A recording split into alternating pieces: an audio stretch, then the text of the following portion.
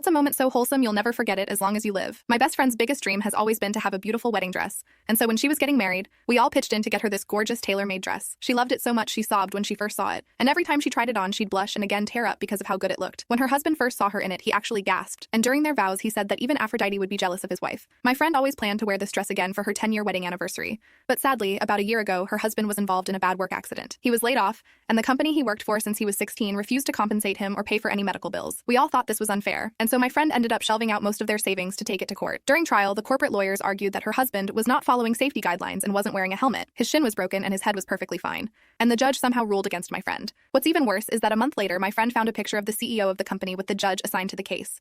She used this to submit an appeal to force a retrial, but the photo was dismissed, irrelevant to the ruling. She was devastated and found herself swamped with all kinds of bills. And because of this, she came to me crying. She said she needed to sell her wedding dress to pay the bills without going into debt, and she begged me to let her keep the money. She promised to pay back the amount I chipped in as soon as they had the money. My heart broke for her, because even saying the words "sell it" made her choke up and cry harder. I told her it was okay and gave her a huge hug. I desperately wanted to somehow help her, so that night I came up with a plan. I signed up for the website she listed her wedding dress on and bought the dress anonymously. It came in a huge box packaged in a wedding dress garment bag, and had a handwritten note from her where she told the anonymous buyer that she hoped it made them feel as beautiful as it did her. I smiled ear to ear when I got it, and instantly jumped to my calendar to find the perfect day to give it back to her. The day I chose was her birthday, which was just a month and a half away from her 10-year anniversary. I came over to her house with my big box way earlier than anyone else, and when she answered the door, she was surprised to see me. She asked why I was here so early, and I told her I had something I wanted to give to her in private. She oohed excitedly and welcomed me in. "What's in the box?" her husband asked me. I told him he'll find out soon, and without saying anything else, I grabbed my friend's hand and ran upstairs with her. We went into her room, and the whole time I had this devilish grin. I could tell she was a mix of nervous and excited,